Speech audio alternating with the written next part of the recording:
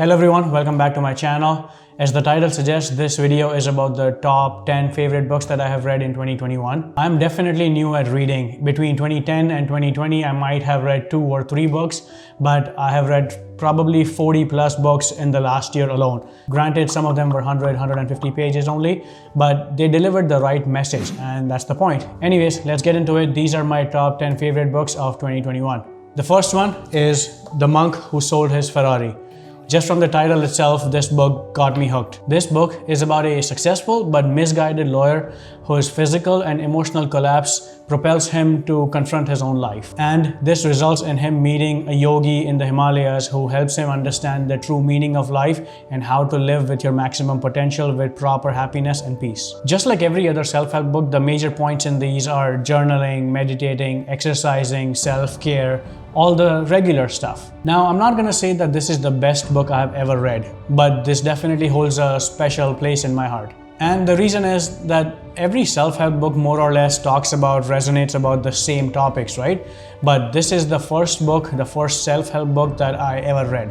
That's why it's very special to me, and that is why I recommend it to anyone and everyone. The author of this book is Robin Sharma. He also has many other bestsellers such as The Leader Who Had No Title, Who Will Cry When You Die, The 5 AM Club, and his latest one is Everyday Hero Manifesto. The second one is Atomic Habits by James Clear. This is the first book I read about how habits are built, how habits are formed. The major key point in this book talks about how habits are a compound interest of your self-improvement. This means that focusing on yourself every day, even if it's just 1%, is going to compound to 37% by the end of 365 days. The author James Clear also talks about how we build habits. Why are certain habits hard to build and why are the bad habits hard to get rid of? And ultimately, every habit is a cycle of cue, craving, response, and reward. One of the best quotes I read in this book, which is so simple yet so deep, is you do not rise to the level of your goals, you fall to the levels of your systems. I would highly recommend this book for anybody who wants to understand how habits work. The next one is Eat the Frog. Now, the only reason I picked up this book is because of the title. I mean, I knew this book is about productivity, but what does that have to do with eating a frog? No matter how hard your day is going to be, if the first thing in the morning you do is eat a live frog, you will have the satisfaction of knowing that you have done the hardest part of your day. And eating a frog is a metaphor for doing the most challenging, the hardest thing that you want to do throughout the day, which has also the most positive impact in your life. There are 21 ways of how to beat procrastination, just different tools of how do you tackle daily obstacles on a regular basis. Now, the major premise of this book is building a very well-refined to-do list starting from the hardest task of your day. Well, not really hard per se, but it's hard because procrastination is doing its job and not letting you succeed. That's why it's hard. All of these 21 points basically talks about how do you refine the most effective to-do list and how do you organize your day. It also talks about time management, discipline, and how to be efficient in your daily tasks. Now, this next one is one of my favorites of all time. It's Can't Hurt Me by David Goggins. It's his memoir. It's about a mind that doesn't know what giving up means. You can imagine the worst things that can happen to a child: physical abuse, racism, poverty, family drama, everything. And even in this much amount of adversity, this person comes out alive much stronger than ever. David Goggins went from an illiterate, overweight, depressed teenager to a ultra-endurance athlete, Navy SEAL, as well as a record holder for the most amount of pull-ups in under 24 hours. This is an absolute inspiring read. I mean, this guy is the king of discomfort. It doesn't matter if it's raining outside, he's going to put his shoes on and go for his long runs. It doesn't matter if it's snowing outside, he's going to jump in the freezing lake just to get his laps in. But that's exactly what got him to this point. I mean, not everybody is going to fail the Navy SEAL training twice and still attempted a third time and then come out successful. Or nobody would run 8 consecutive 100-mile runs in 8 consecutive weekends without any training. I mean, just briefly talking about this book is giving me the chills, so I would highly recommend that you guys read Can't Hurt Me. The next one is Complete Guide to Fasting by Jason Fung. This book is about understanding the benefits and the wonders what fasting does when you do it on different intervals. The author also talks about different types of interval fastings, for example 12-hour or 16-hour fast where you eat for 8 hours and fast for 16, or even 24-hour fasting where you only eat once a day. There are actually tests done on people who fast for 5 to 7 days just to understand what happens to their body. It's completely controlled. And Jason talks about the different benefits of fasting for such extended periods. He talks about how fasting improves your insulin resistance and it actually aids in weight loss. With proper research, Jason actually debunks 2 myths that are circling the fitness world. The first one is that you need to eat first thing in the morning. Absolutely not true. And the second one is that you get muscle loss if you don't eat 4 or 5 times throughout the day. Again, absolutely not true. This book also talks about different tactics of how you can stay hungry for longer, because he mentions that hunger comes in waves. So there are different ways around it to tackle that. Anyways, if anybody is interested in learning about intermittent fasting or want to attempt it of different intervals, I would recommend this book. It explains the science behind it. So it's a nice start if you want to jump into this. The next one is called The One Thing by Gary Keller.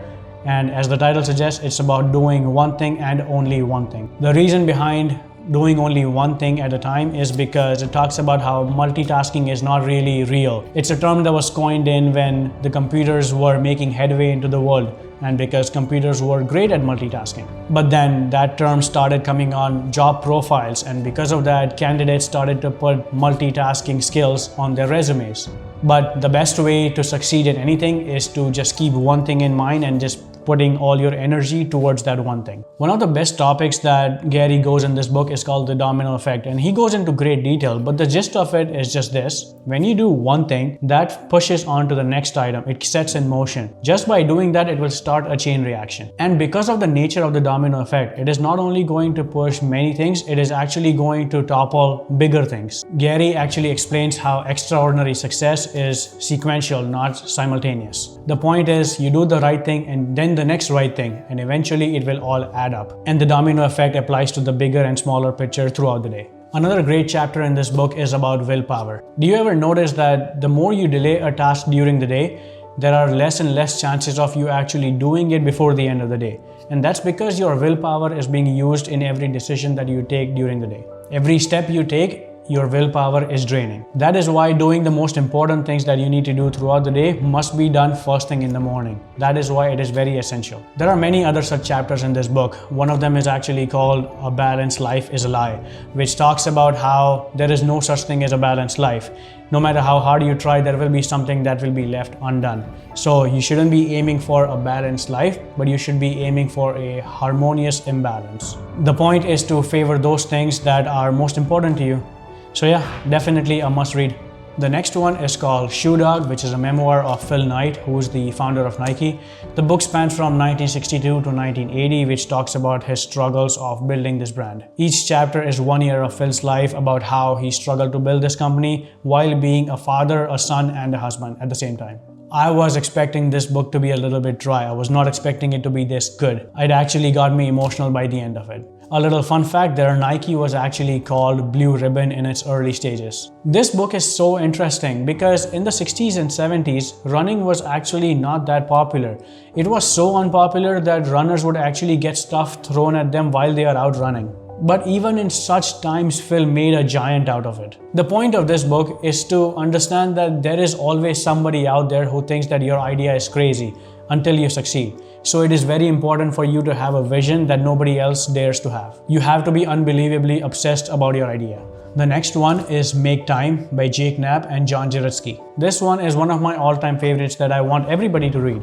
It has 86 key points that talks about how to make time and avoid distractions. It has different techniques for different problems that people might be facing. So let's say if you have a habit of spending too much time on social media. So the author talks about deleting those apps from your phones and only accessing those platforms from a laptop, or even signing out from those platforms once you're done, basically just creating an extra barrier. Or if you think that you're checking too much work email, then the author talks about the importance of time blocking your calendar for each item. So if you're checking emails throughout the day, you are not supposed to do that and only check email in the dedicated time slot in your daily calendar. There are many other key points in this book. For example, if you think you watch too much TV, then the author recommends that you take the batteries off your remote and then put the batteries and the remote control on different corners around the house. Now you already know where they are, but you just introduced an additional barrier that just out of laziness you will watch less TV. Some of these techniques will work for you, some of them you don't even need it. So just pick and choose and see what you like, what you don't like. I actually did a separate video summarizing this book, Make Time, so I'll leave it in the description below.